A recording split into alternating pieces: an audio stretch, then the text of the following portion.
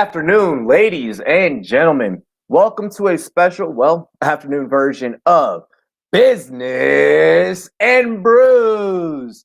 Thank you for tuning in to the one and the only Rum Boys Fantasy Network. If you have not already, you know that button that says subscribe. Yeah, go ahead and click that subscribe button. If you're generous enough, join the channel. Get access to custom emojis, access to fantasy football advice 24/7 around the clock in the form of in your pocket. Tons of other perks. Spike that like button and also divulge into the live chat and conversate your differentiating opinions, ask questions.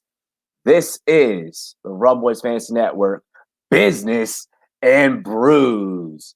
Ladies and gentlemen, first things first, let's go ahead and before bringing on our special guests, let's keep the lights on here in Rum Boys Studios.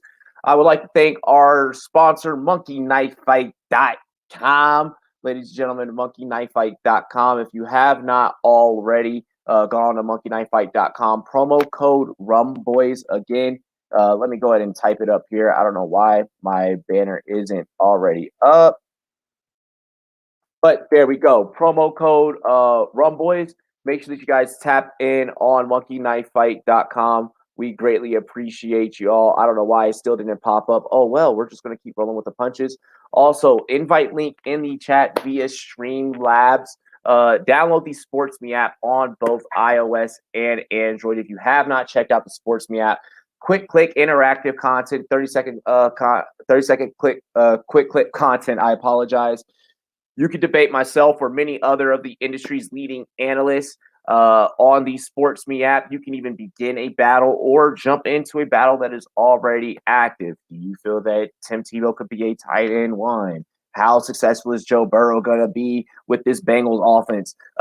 Who's the greatest in the NBA to never win a ring, Barkley or Allen Iverson? You guys can discuss these types of battles and much, much more. Get creative on the SportsMe app, available on both iOS and Android. Click the link in the chat via Streamlabs. Without further ado, let's bring on our special guest. Introducing, you know him, many years running, the greatest charity league on the planet, known as the Scott Fish Bowl. Ladies and gentlemen, Scott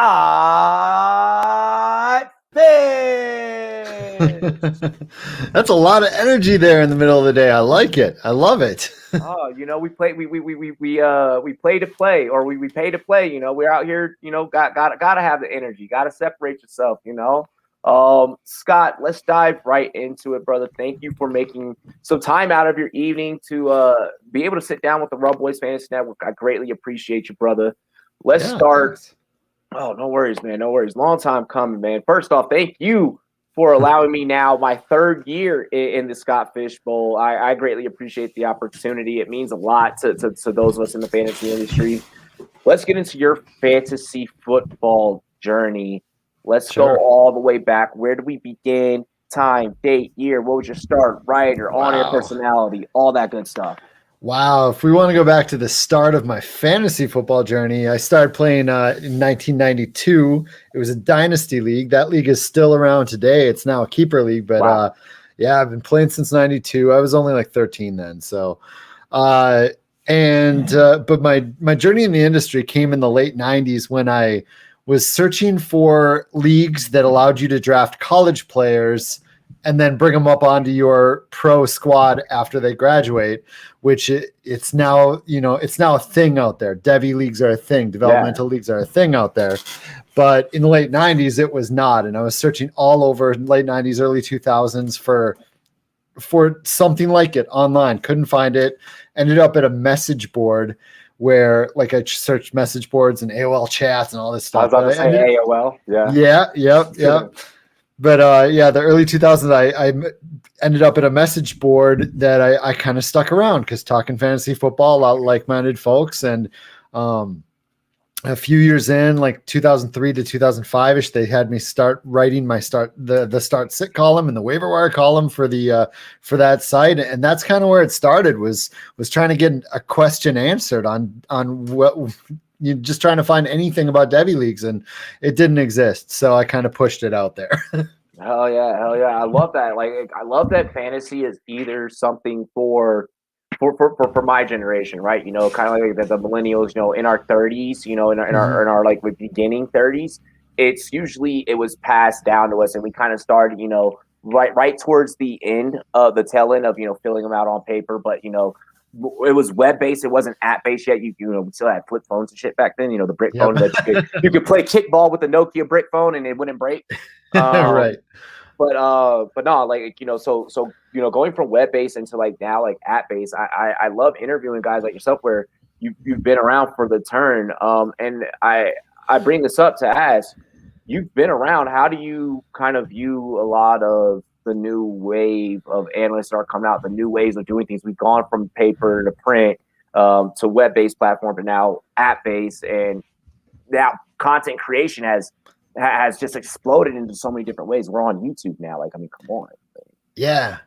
Oh, man, there's so many different avenues to go along with this, because the nostalgia side of me misses, you know, not being able to know the scores really on Sunday. You kind of found them out on Monday and Tuesday. You watched for those game breaks or the little pop-up that do thing that pops up on the game, like just watching for any kind of score, and you didn't know. And you were only in one league. Like, people didn't play in multiple leagues back in the early 90s. You had one league, and there was something super simplistic about that. But I don't think I'd want to go back to that. You know, like, the nostalgia sounds nice, but I love having everything at the palm of our hands.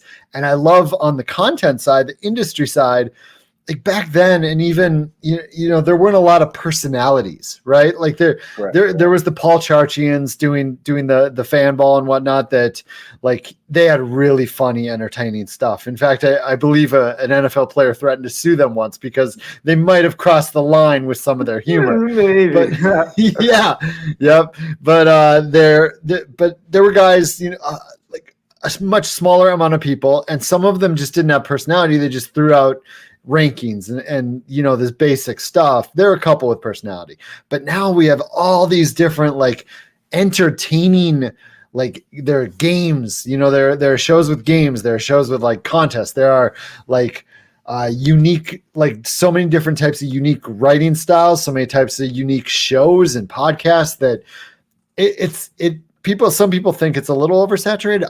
I love that there's so many creative people out there. I just love that right now. Yeah. I mean, without creativity, what are we as human beings, right? Right. By the way, way, push the envelope. Yeah. Exactly. By the way, we are on Business and Brews. Cheers to me. Cheers to you, all the rum boys and girls. What to do? If you're still awaiting your Scott Fishbowl invite, don't worry, it's going to be coming to you. If you already got it, congratulations to you. Cheers, guys. We greatly appreciate you all for tuning in. No worries, man. Now, let's get into the SFB. Sure. So when I came in, love the shirt. I see you rock an SFB 9 shirt. Yeah. That's about when I came in. So what? We're going back to what? 2017, 2019? I think 2019. Sure. No. Okay. 2018. No. So was it 2018? Damn. Yeah, I don't know, man. I would have to look it up, but yeah, it feels like it's been a couple of years at least. Yeah, it's been a couple of years since SFB 9. And now we're here to SFB 11. Give us the origin story behind SFB. How did it come about, from the charity aspect to also adding in? I mean, we're talking charity and competitive nature. Like, how do we marry these two? I know. It seems crazy, but it works. I think we have to take a step back to that message board that they offered me about 2007. They offered me a job to like be part owner of that message board. And I'm like, nah, I'm going to jump off and do my own thing. I'm going to bet on myself here. I'm going to do my own thing. So I created this site, this FF Oasis at the time, with a couple buddies, and we focused on PPR and IDP and Devi, which PPR and IDP were a little more niche back then. Yeah. PPR was making a strong push. It was out there. IDP existed, but basically you went on Google and you Googled any of those three things, we were first page. So like that was really big for us. And what we did with that site is we created this reader league, this FF Oasis Invitational in 2010. And we brought on guys like Mike Clay, we brought on guys like Jeff Hasley and like just people around the industry. Right. to play with our readers. It's kind of like a treat, that like we did a lot of things where we had people analysts from other sites come and like do little spots in our articles and stuff. And that's super common nowadays. It was not common back then. People kind of stuck to their own site. And so the first couple of years, it was just a reader league that we did that. I took a year off when my wife was pregnant with our first kid. And I took that year off. And then the next year I said, you know what? I see a vision for this thing. Yeah. I see that this thing can be huge if I were to get every analyst out there involved. And that's what happened. I just kept reaching out to analysts until they would say yes. One says yes. And then the next guy is like, oh, he's playing, I'll play. Oh, she's playing, I'll play, and it took a few years of that. But they all started playing. And at age 35, I'm 41 now. At age 35, nice. I had a heart attack. And people like I'm at the time I was 6'2", 6'3", like 210. Like I don't look like a guy that would have a heart attack, right? But 5 or 6 cardiologists trying to figure out what was wrong. But it really shoots something in your brain that you're like, I want to be the best person I can. I want people to see me the best way they can. I want my son to see me as like doing the best I can at all times, right? So that's kind of when we started adding this charitable element. A buddy of mine was doing a Toys for Tots drive in the industry. I helped out with it. The next year, he couldn't do it anymore. I took it on and made it part of SFB, and it steamrolled. It snowballed from there. And been rolling with it. Been rolling with it since. And so has as big as SFB is, we know how the users and the followers on Twitter interact. But yeah. I mean, from the business side of it, has there been other 501(c)(3)s, that reach out to like say, hey, we want to help as well. We want to partner as well. I mean, this thing is blown up. The fact we don't have a documentary behind the scenes is insane. But yeah. So we haven't really had we haven't had charities reach out, but we decided to go the route of like a couple of years ago. I actually stopped taking Fantasy Cares donations. Like I stopped taking in donations, and I started pushing people to go give to the charities they're passionate about. Now, John Bosch and with his fantasy eliminators, the celebrity eliminators that he does, and Sal Lito with the SFB Podathon he does, they have PayPal pools / GoFundMe or what. I think they're PayPal pools to raise money and do those toy drives. We have T-shirt sales. RotoWare, takes the profit of those T-shirt sales, and we go buy toys with those. But we haven't had charities reach out to us. We've just found charities that we find we're passionate about, or the industry is really supportive of, and we give to those. I love that. So at the end of the day, it's really just about, what? I have a genuine heart, and this is what I want to do. And it sounds like from your experience, after dealing with, and I apologize, reference to it, but dealing with the heart attack, like you said, life flashes before your eyes, and it opens you up in such a manner to where you want to become the best person that you can be. And I love that you kind of put that forth every day whenever you're on Twitter. For me, it was deployment, being a 20-year-old kid, not even being able to have a freaking beer yet, and just being like, whoa, everything just starts kind of clicking. And then that's where, I kind of segued into, I was like, what, I want to be my own, once I get out the military, I want to be my own entrepreneur. I want to, start doing this. What, and I noticed earlier in your story, you had referred to wanting to blaze your own trail. Yeah. Was that something that was innate? Like, we look at Kobe Bryant, Michael Jordan, the Joe Montanas, but I'm serious, we look at, these people that just have that thought process, their brain just works a certain way. Do you feel like that may have been the case for you? I think to a degree, like I'm okay I'm fine being a part of something if it's something that aligns with everything I believe in, and they're doing things the right way, at least the right way to me, but more often than not, I find that the easiest way to to be in a position like that is to just forge my own trail, and then it's always done the way I like it, So Yeah. I think there is some of that there. Yeah. No, I think that what for me it was, I had to overcome doubt and self-doubt and Yeah. what other people were saying. Well, first you have to block out everyone else, and once you block out the everyone else around, just like that's not going to work, or you're not going to make a business out of that, or whatever the case. Once you block out that, then you have to then block out yourself, and Right. all of your self-doubt. And then once you overcome that, I think that what's really been key for me is just learning to love myself. And once I learned, awesome. I mean, just being, this is Business and Brews, bro. Like this is what we do, But like, I feel like once I learned to love myself, it was, I don't care what anyone else thinks. I'm gonna make content my way. I'm gonna, do things, my way, and it's gonna work. And I'm just gonna bet on myself. And then kind of once you get into that thought process, it's easy to wake up every morning and do this. One, if I do something that I love, it's never going to feel like, a day of work in my life. Yes, it's work. Yes. Like these gray hairs, when this thing is fully grown out, but, and I like that you've done that for the younger generation, and you've gone on plenty of podcasts, not just here today, but plenty, and have stated, kind of almost the same sentiment. And I feel like getting to know you right now, I see that, like, if you reach a point where it's like, what? I need to be the best person I can be. And what? I genuinely love and give a fuck and care about myself. Excuse my French. Mm-hmm. That I'm going to now project that onto to the rest of the world, and hope that the rest of the world can now start thinking in that manner. And that's influential, bro. That's influential. Yeah, it's always an awesome spot to be in, where you get to a point like where you're forging you're doing your own thing, to the point where you have this community behind you, you have this platform, and then you got to start using your platform to promote the things you want, to influence the way you want. Like, I know that there this line is out there, and I don't know who said it, but I mean, what good is a platform if you don't use it, right? Yep, exactly. Yeah, exactly. Really quick, and I get asked this often, and I'm very, very young in my career. So I know if I'm getting asked it, you get asked this a dime a dozen. At what point in your career did you kind of know?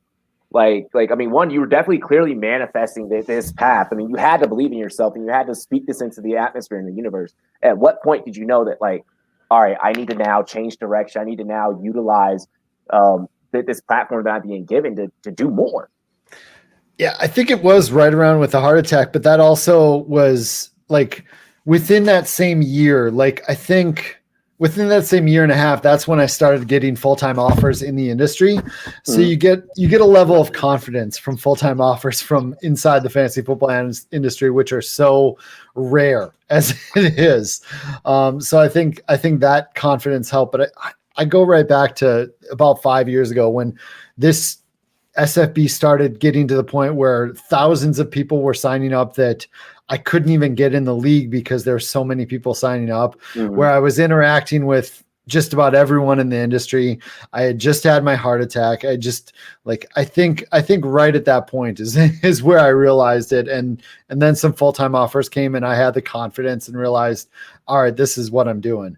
I will say though, like, I was pushing the charity angle even like probably before that. I would go on radio shows or podcasts and tag it with, give one entry fee to charity. Just give one. Your league's not going to miss it. There's 100,000 leagues. We can do a ton of good.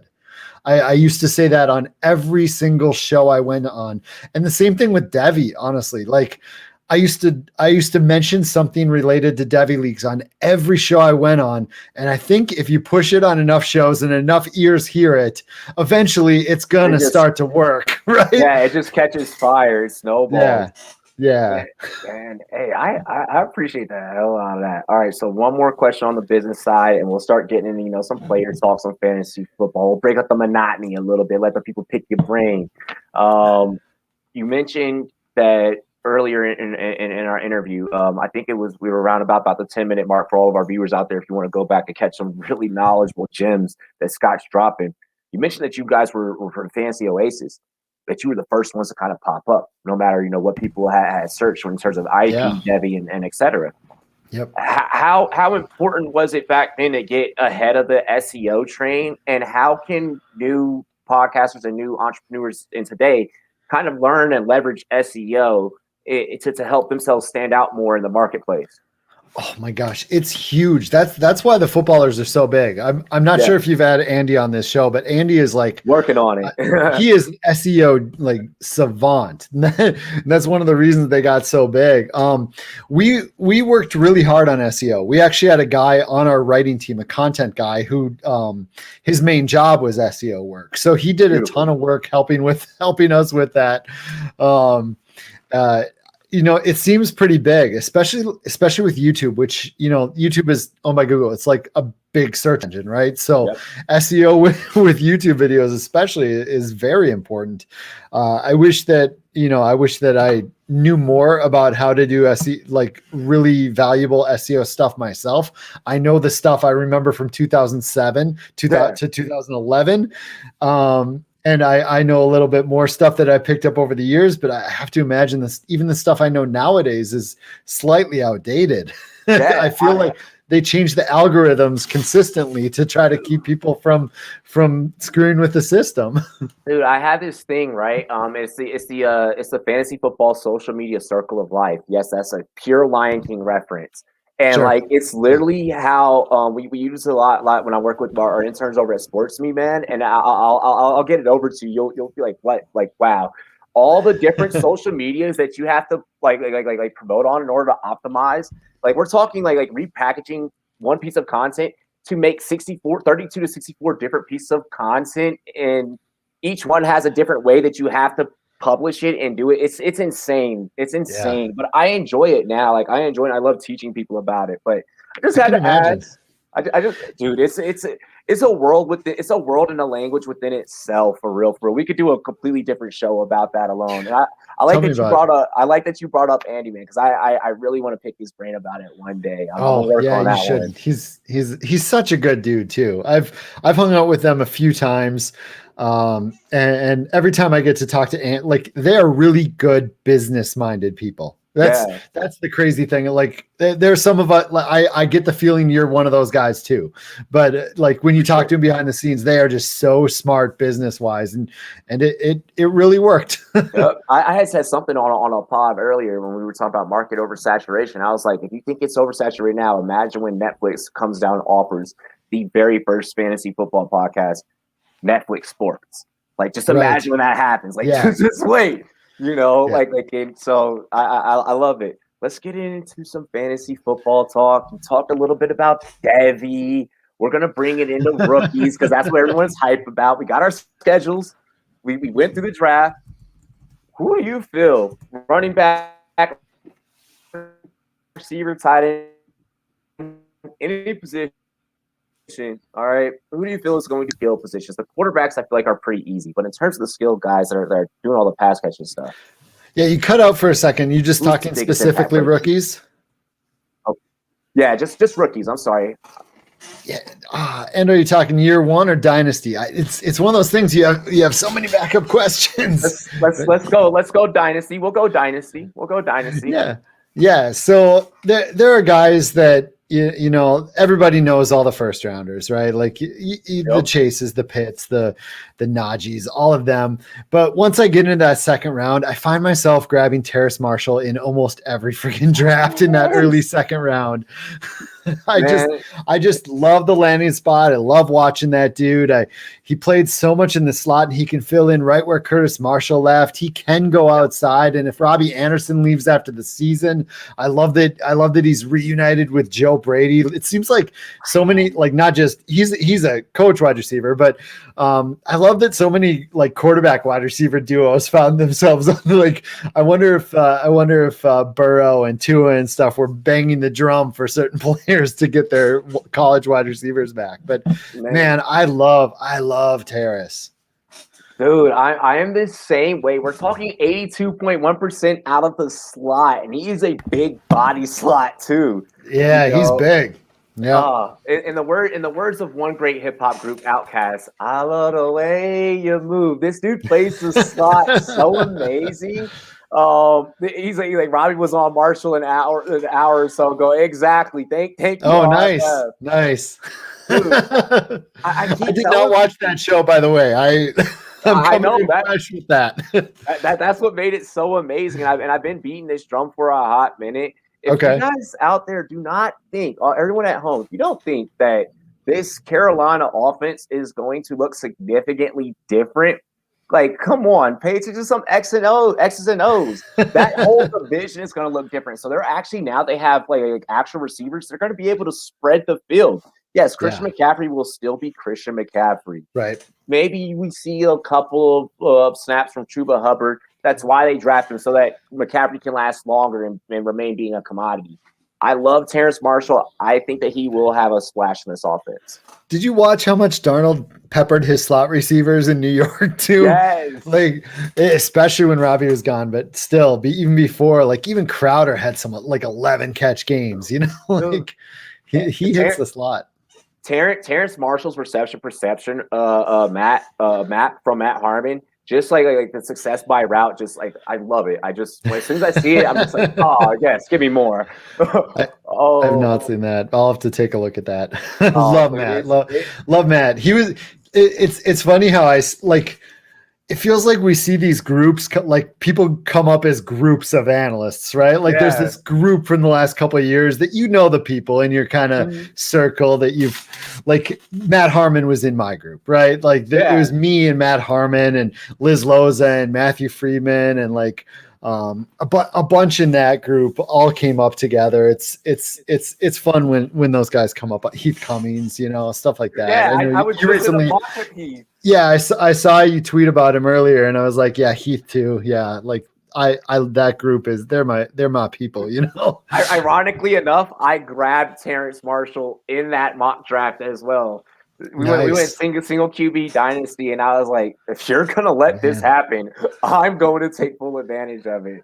Yeah. But okay, so I will say also, like within I say that's the group I came up with, but also like I try to reach everywhere, I try to talk to and connect with everybody. I feel like I have a good relationship with most people. It's just that small group is the ones that, we're Ryan McDowell, et cetera, with like, we all kind of made our push at the same time to try to break out, Dude, I love that because it's like Kate and the Ball Blast girls, they were kind of part of, my generation, LQ, Troy King, all these different, folks that are part of my generation. Like I see how like we're kind of having what you guys had previous, and it's crazy because both those generations mesh so well because you have like that AOL LimeWire generation, like both together. Like it's great. It's great. Nice. Exactly. Bo says we're family. No, exactly. We're all like this giant family, and it's crazy. Send me some more hot sauce. Yeah. Okay. So we went rookies. We're both clearly Terrace Marshall guys. If you want to go another round, like I find myself like trying to trade up and get him, and also about a round later, I find myself trying to grab as much of Josh Palmer as I can. I love the landing spot. I think that I'm a guy who likes to grab young wide receivers who are going to grow with a young quarterback. Yep. So I want Palmer with Herbert. Mike Williams, it might be his last year there. They drafted a tight end, but the tight end position doesn't seem like it's going to be the way it was in recent years where they're catching 13 touchdowns, 7 to 10, whatever touchdowns, the tight end position total. I think Josh Palmer is a guy that, maybe not as much this year, but maybe next year can really start to come on. And with Palmer, what I've been telling people about Palmer, a lot of guys in the industry that have been down on him. Palmer, the way that he goes up and boxes out and goes to get that ball, like he's so aggressive in contested touches. I love that about Palmer. I love guys like that. And maybe it's because I'm a Minnesota fan, but Rashad Bateman, like he owns the ball. That ball is even remotely in the air. Like the ball's not even out of the quarterback's hands. It's his. Don't even try to take it from him. I feel like Rashad Bateman does literally everything well except for top end speed. Exactly. But what's great is like if you look at Lamar's heat map, and then if you put Bateman right there in the slot, it's almost. I think I saw that. Yeah, like they overlay on top of each other. I'm like, yes. And everyone's like, I don't want Bateman. And I'm just sitting back. I'm like, I'm just silently letting Bateman just fall. Yeah. Lamar Jackson led the NFL in touchdowns 2 years ago. Like people just completely forget about that. He had like 36 touchdowns just a couple of years ago. And then he had 26 last year. Yeah, and he had like 26 last year. Like I'm good with it. I'm completely good with LaMarvelous. LaMarvelous will do LaMarvelous things. Let's see here. Veteran. Let's see, veteran receiver or running back that everyone should roster. So like clearly not a rookie, but what's the guy that you're willing to reach on? Not a rookie? Yeah, not a rookie. So redraft purposes, draft night out, Canton. You've had a couple of drinks. You're like, you know what? It's the 5th round. I'm gonna do it. So normally, well, I'll this isn't 5th round, but I'll pay whatever it takes to get Justin Jefferson. But oh yeah, well, okay. I'm a Vikings fan, and watching every snap of that guy, and I loved him coming out of college. I just love the crap out of him. I'm trying to think of guys like 5th, 6th round that are just my guys, and I don't feel like this is one of those years. I don't feel like I have that guy that I'm just you're pounding the table to try to go get. I'd risk it all for Terry McLaurin. I think I wholeheartedly don't believe that Terry McLaurin is the next Jerry Rice, and I know that's a bold take, a hot take, but I love McLaurin, and I talked about this on Fitz's podcast just a few weeks ago. You know Fitz, right? yeah, another friend of the show. Yeah. Has he? Yeah, I went on. Yeah. I went on. I had drinks with him in Chicago a few years back. He's a good dude. But on his podcast, I was mentioning guys like McLaurin and Chenault and Jefferson, and I'm like, screw it, I don't care.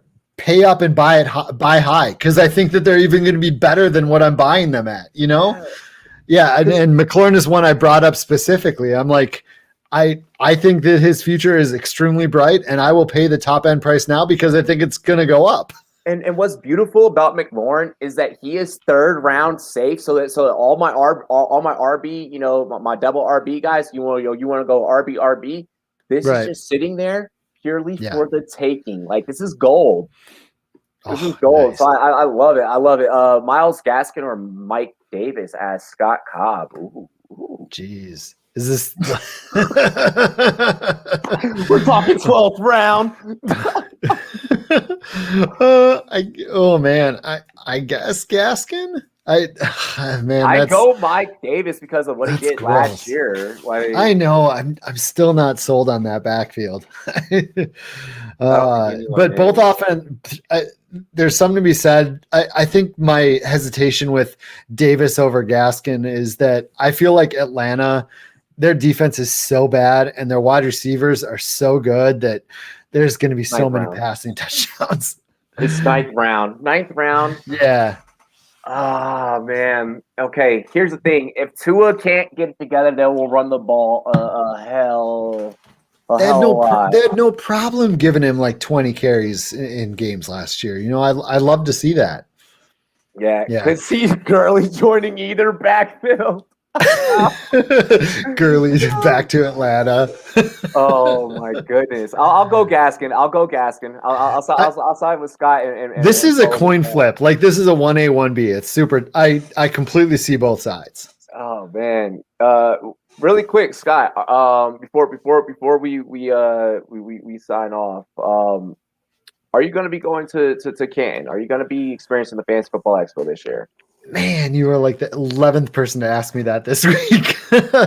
I'm still firmly on the maybe friends. I was just talking to Liz Loza about this the other week. We were talking on the phone about something else, and we were like, "Are you going to Canton?" And we're both sitting there like, "I don't know if we can." It's one of those things. 2 young kids. We're already doing a couple trips. Can we justify another trip? I'm very much on the fence, but I'm leaning towards going. I'm going. It's my very first experience like this. It's going to be amazing. I've been to so many conferences and things where you're just surrounded by fantasy analysts. And when you meet them in person, there's not even an ounce of awkwardness because you're just meeting people that like share every same passion as you. So it's like you're just meeting a friend, like a friend that you've had for years. It's like the best. It's the best, man. You're going to love it. I would love it if you did. I'll actually be one of the co-hosts on Draft Night Out. That'll be happening. Nice. Our live Very draft nice. party. Yeah. So I mean, if you pull up, just saying, there may or may not be, around on the Rum Boys there for you. Just very awesome. Yeah, it's really enticing. And I would actually, I think I would pay for the draft night out. I think it's like $30 or $50 or something. Yeah, I would pay just to go hang out. Like I do not need more leagues or more drafts. That's right. The last thing in the world I need, but I would pay it just to hang out. That's why when Hoos was like, "Hey, and man, support, right?" Yeah, exactly. I was like, "Yeah, I'll definitely host. But no, it's gonna be exciting. Scott said, "Where do I sign for the trip?" FantasyFootballExpo.com. Yep. And just make sure wherever the Rum Boys are, you want to party with us. Just saying. Miles, he's like same thing. So same thing. And I love that in this space we all have so much in common, and we're all just normal people. Like in our space, there's not really.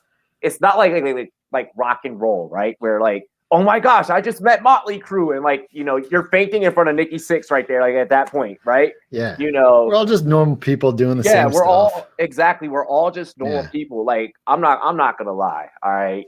Me being a kid from Southeast DC coming up, like when Marcus was like, come on NFL Fantasy Football Podcast. And I was like, Mom Spaghetti right there. Like I was like, you're kidding. You're kidding. No one's ever been given this opportunity, so like it does mean something, but I mean, at the same time, it's like once that experience was all done and over with, I was so grateful, and it was like, man, like, he's a normal person, now getting to sit back and interview you and pick your brain. You're a normal person. Everybody is just normal, and we have the greatest community. A lot of people. We do. We really do. Yeah. I've been seeing a lot of stuff lately, and I just want to end our interview with this. Don't worry about anything toxic, and don't worry about anything, that's poisonous to your mind. Protect your aura and what you have and your positivity. If you're pressed about getting a Scott Fishbowl invite, I'm gonna say this: don't be. I'm gonna say this: don't be. If you're not in it for the right reasons, go pull up to there's a Toys for Tots box at every single Walmart, Home Depot, Lowe's. Like, if you're really about it and you really care about the cause, yes, the competition is cool and it's cool to compete against everybody. But if you're really about it, pull up and donate and do something about it. If you really, really care, don't tweet and get pissed off and angry. Protect your inner peace. Live in the presence. That's going to build pure happiness. And I think we learned something very valuable today. We only got one of these, and that's why we have to be the best people that we can be. Yep. Period. Absolutely. Well said. Well said. Oh yeah. Well, Scott, is there anything else that you would like to leave us with? Let us know where we can find you. Any other final words? Yeah, sure. ScottFish24 on Twitter. That's how you find me. I post everything there, but scottfishbowl.com if you want to sign up for the Fishbowl. There's currently celebrity eliminators. I should put a link, right? I need to I think I need to put a link on there, but there's celebrity eliminators for charity as well on there. And, my day job, safeleaguesfantasy.com. I run dynasty leagues, redraft leagues, bunch of unique leagues. You can go there and jump in a legal commissioner service. We're legal in more states than any other company. It's quite a ride doing that for a full-time job. Nice. Yeah. I'm gonna have to check that out. That's actually my first time hearing about that, so I'm gonna have to check that out. Scott, awesome. I greatly appreciate you for joining us today on Business and Brews. Ladies and gentlemen, make sure that you follow Scott Fish. More invites will be coming soon. Well, we don't draft for what, another. Oh, it's always the Monday after July 4th. Yeah, exactly. Yeah. So I mean, plenty of time. Ways. Yeah, plenty of time. Don't get discouraged. Keep participating in all of Scott's, competition and tweets and stuff. I recommend that if you're really trying to get your name out there. if he sees you, then that could help as well. Cheers to me. And the stuff I do really connects the community too. Like any of the stuff I do does. So I would say get involved in that just to meet other like-minded, passionate people who are doing content. I can't tell you how many stories I have of people who were just fans, did no content at all, and they got in the stuff I do, whether it be Fishbowl or the Satellites or Eliminate or whatever. And then the next year, they're doing what you do, man. Well, probably not. I don't mean specifically, but they're doing podcasts. They're doing YouTube shows. They're out there they're working it. They're making it their own. I suppose that is doing what you're doing. Doing. You've achieved a level now, But I appreciate that. That means a hell of a lot coming from you. Right. Man, Scott, I appreciate it. This has been one of the most genuine, chill, interviews. I mean, all of them are, but I mean, this has been really dope. And I hope the people appreciate this experience. And you guys go back and rewatch, share this with your friends and family. Cheers to me. Cheers to you, all the rum boys and girls. What it do? This has been Business and Brews. We out. Peace.